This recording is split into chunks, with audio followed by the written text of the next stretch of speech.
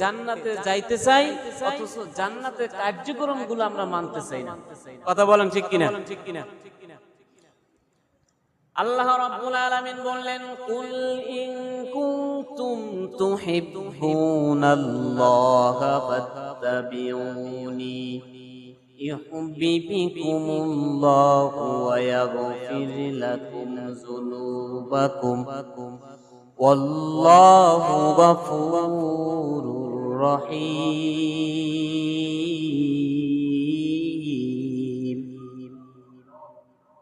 আল্লাহ রাব্বুল আলামিন বললেন, দুনিয়ার মানুষেরা শোনো, হে পয়গম্বর, আপনি তাদের তাম পৃথিবীর মানুষদেরকে জানাই দেন, তাম পৃথিবীর মানুষদেরকে জানাই দেন, যদি আল্লাহ রাব্বুল আলামিনকে কেউ ভালোবাসতে চায়, ভালোবেসে থাকে, নবী আপনার দিকে ইশারা করে জানাই দেন, সে যেন আপনার অনুকরণ অনুসরণ মোতাবেক চলে। জোরে বলুন সুবহানাল্লাহ। নবী আপনি জানাই দেন, সে যেন আপনার আদর্শ বাস্তবায়িত করে। যে ব্যক্তি আপনার অনুসরণ অনুকরণ মোতাবেক চলবে, আপনার সুন্নতের উপরে বাস্তবায়িত, আপনার আদর্শের উপরে জীবন পরিচালনা করবে, আপনার আদর্শের উপরে ব্যবসা বাণিজ্য করবে,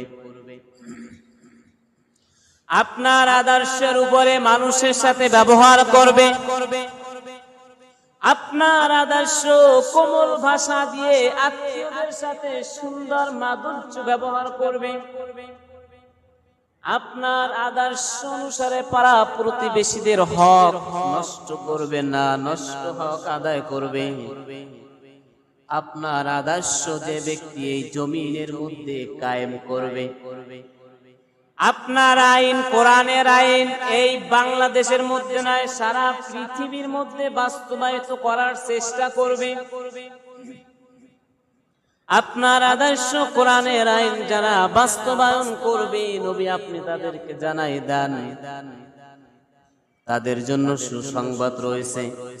আল্লাহ পাক রব্বুল আলামিন তাদেরকে তাদের জীবনের মধ্যে যত গুনাহ আছে, জানা এবং অজানা, সগীরা এবং কবিরা, সমস্ত গুনাহগুলো আল্লাহ রাব্বুল আলামিন আল্লাহু গফুরুর রহিম মাফ করে দিবেন। জোরে বলুন সুবহানাল্লাহ। আল্লাহ মহান, আল্লাহ অসীম, আল্লাহ দয়াবান, আল্লাহ গফুর, আল্লাহ রহমান, আল্লাহ রহিম। আল্লাহর দ্বারে কোনো দয়ার শেষ নাই, মায়ারও শেষ নাই, করুণারও শেষ নাই। আবার আল্লাহ রাব্বুল আলামিনের দরবারে আল্লাহ যদি রাগান্বিত হন, রাগেরও কোনো শেষ নাই। ওয়াহিদুল কাহ্হার, আপনি যেরকম পৃথিবীর মধ্য থেকে আদর্শ বাস্তবায়ন করবেন, আল্লাহ রাব্বুল আলামিন আপনার সাথে ওই রকমের আদর্শ বাস্তবায়ন করবে কাল কিয়ামতের ময়দানে, হাসরের ময়দানে। আল্লাহ রাব্বুল আলামিন বললেন, ওই সমস্ত মানুষগুলো যারা নবীজির আদর্শের উপরে বাস্তবায়িত হবে, জীবন পরিচালনা করবে, সংসার পরিচালনা করবে, ওই সমস্ত মানুষগুলো আমার নবীর সাথে উঠবে। জোরে বলুন সুবহানাল্লাহ। যে সমস্ত মা বোনরা নবীজির আদর্শ অনুসারে পর্দা সহকারে চলবে, 5 ওয়াক্ত নামাজ পড়বে, স্বামীর হক আদায় করবে, ছেলে মেয়েদের হক আদায় করবে, আল্লাহর পয়গম্বর বললেন এই সমস্ত মা বোনরা ফাতেমাতুজ জোহরা রাদিয়াল্লাহু তাআলার সঙ্গে উঠবেন। জোরে বলুন সুবহানাল্লাহ। আরো জোরে বলুন না সুবহানাল্লাহ। আল্লাহ রাব্বুল আলামিন বললেন, ফাত্তাবিউনি, আমি আল্লাহ এমন একজন নবী পাঠাই দিয়েছি, সেই নবীর ফাত্তাবিউনি আদর্শ ইত্তিবা অনুসরণ মোতাবেক চলতে হবে। যে ব্যক্তি নবীজির ইত্তিবা মোতাবেক চলবে না, অনুসরণ মোতাবেক চলবে না, তার জন্য আমার জান্নাত হবে না, জাহান্নাম বানাই রাখছি। আমি আল্লাহ কোরআনকে মানুষ বানাবার আগে সৃষ্টি করে রেখেছি। কেন মানুষ বানাবার আগে কোরআনকে সৃষ্টি করে রেখেছি?